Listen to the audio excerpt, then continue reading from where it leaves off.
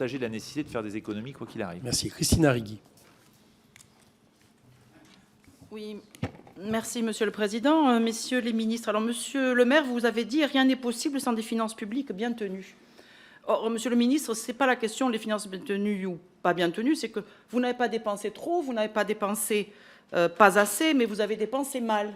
Vous avez dépensé mal puisque vous n'avez pas conditionné vos dépenses à des conditions sociales et environnementales. Vous venez faire des tas de Airbus, Air France, vous n'avez pas conditionné à ces éléments-là. Et puis vous avez dépensé de façon opaque, 23-49-3, où vous avez découvert vous-même que certaines niches avaient été sorties, Airbnb par exemple, c'était même opaque pour vous. Et puis vous avez dépensé sans PLFR, pas de tiré à part et pas de lettre plafond dont on nous dit maintenant qu'elle n'existerait plus du tout. Alors là, c'est le pompon.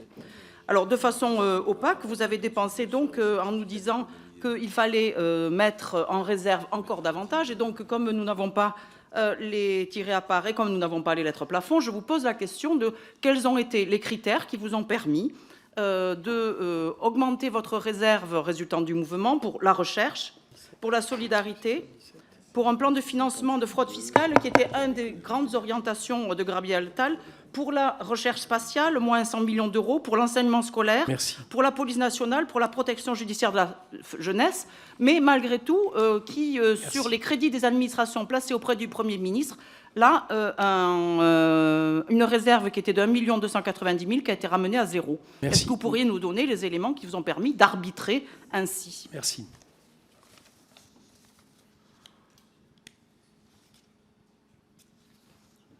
Il faut éteindre votre micro.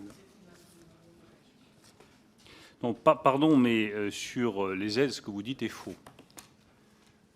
J'ai apporté un soutien à Air France en demandant, en échange de ce soutien financier, 50% de réduction des émissions de CO2.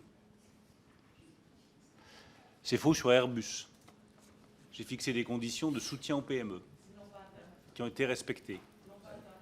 Air France est en voie d'atteindre les objectifs qui lui ont été fixés. En tout cas, pardon, ce n'était pas votre remarque. Votre remarque était de dire qu'il n'y avait aucune condition, c'est faux. Voilà, permettez-moi juste de rétablir la vérité. Je dis, moi, je vends pas, je ne suis pas client de quoi que ce soit. Je dis simplement que nous avons fixé des conditions. Pour le reste, je ne vais pas commencer à regarder ligne par ligne. Ce n'est pas ma responsabilité. Ce sera la responsabilité de la personne qui me succédera. Mais vous voyez bien que tout peut se justifier. Bien sûr qu'on peut vouloir plus de dépenses pour les armées, pour la police, pour la justice, pour la gendarmerie, pour les départements d'outre-mer, pour la Corse, pour la continuité territoriale, bien entendu. Mais à un moment donné, il faut faire des choix. Et il appartiendra au prochain gouvernement de le faire. Mais c'est le prochain gouvernement qui fera ses choix, Madame la députée.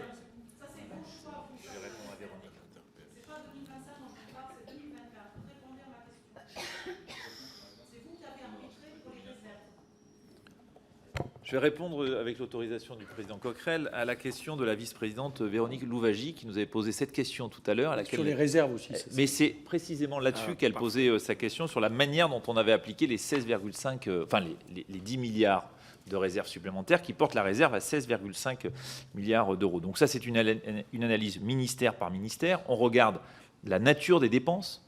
Il y a des dépenses contraintes, il y a des dépenses de guichet sur lesquelles des fois on ne peut pas geler la dépense. On regarde les sous-consommations, c'est-à-dire on regarde le rythme de consommation de la dépense par ministère. Et enfin, il peut y avoir aussi des mesures à prendre pour tenir ces objectifs fixés en matière de gel. Et tout ça, le gel doit nous permettre de faire quoi? D'atteindre les cibles d'exécution qui ont été fixées ministère par ministère. Je me permets de vous répondre. Si vous avez compris, j'interromps ma réponse. Il me semblait que vous vouliez une précision. Et donc, c'est bien comme ça que ça a fonctionné, en tenant compte de la nature de la dépense, du rythme de consommation, et puis aussi parfois de mesures sous-jacentes à prendre. Daniel